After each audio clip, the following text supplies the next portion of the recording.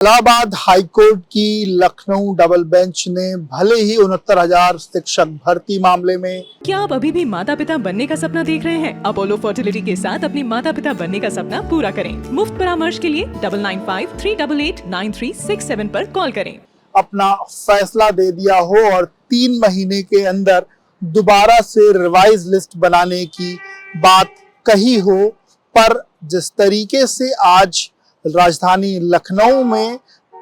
OBC और SC वर्ग के अभ्यर्थियों ने अपना प्रदर्शन शुरू किया और वहीं जिस तरीके से ये फैसला एक वर्ग के विरोध में आया है, वो वर्ग जिस तरीके से अपनी तैयारियां कर रहा है इस मामले में आगे जाने के लिए, उससे कहीं ना कहीं ये मामला फिलहाल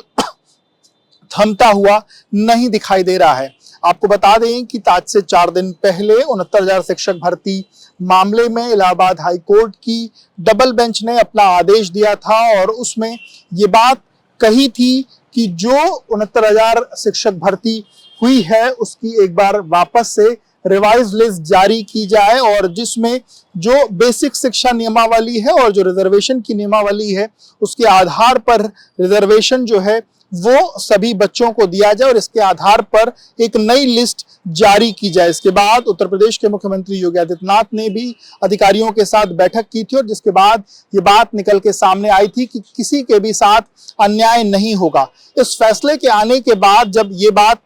जो फैसला आया तो एक वर्ग को ये लगा जो इस वक्त नौकरी कर रहा है कि क्या उसके साथ उसको क्या नौकरी से निकाला जा सकता है, क्योंकि उस आदेश में ये बात कही थी कि जो लोग अभी काम कर रहे हैं उनको इस सत्र का लाभ दिया जाए, यानी कि ये जिस सत्र में पढ़ाई चल रही है ये सत्र वो पढ़ा ले और इसके बाद अगर उसके साथ कोई कार्रवाई करनी या उनके ऊपर या अगर उनको हटाना है, जो भी चीजें करनी है तो उसके बाद किया जाए। पर अभी जिस तरीके से उत्तर प्रदेश के मुख्यमंत्री योगी आदित्यनाथ ने अपनी बैठक में ये बात कही कि किसी के भी साथ अन्याय नहीं होगा और सभी को साथ लेकर के सरकार चलने का मन बना रही है, पर वहीं जो जनरल वर्ग के जो अभ्यर्थी हैं उन्होंने अपना मन बना लिया है कि वो इस फैसले के खिलाफ, यानी कि जो हाईकोर्ट की डबल बेंच का जो फैसला है वो उसके खिलाफ आने वाले दिनों में सुप्रीम कोर्ट जाने वाले हैं। उन अभ्यर्थियों में कुछ ने एबीपी लाइव से बातचीत भी की और उन अभ्यर्थियों का कहना है कि जो इलाहाबाद हाईकोर्ट की डबल बेंच का जो फैसला है लखनऊ बेंच का, वो कहीं ना कहीं वो उससे आहत हैं और वो इसको सुप्रीम कोर्ट में चैलेंज करेंगे। उनका कहना है कि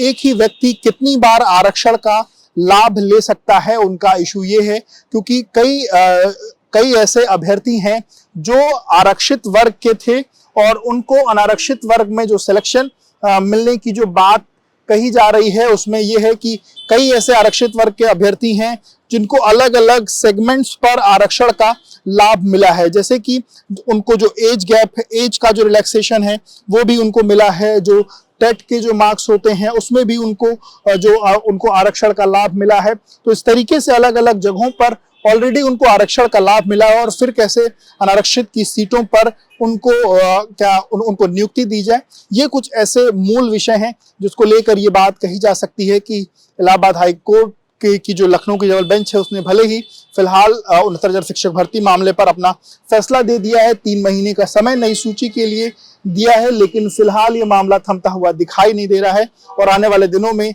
ये जो कहीं ना कहीं जो लड़ाई है वो और ज्यादा देखी जा सकती है।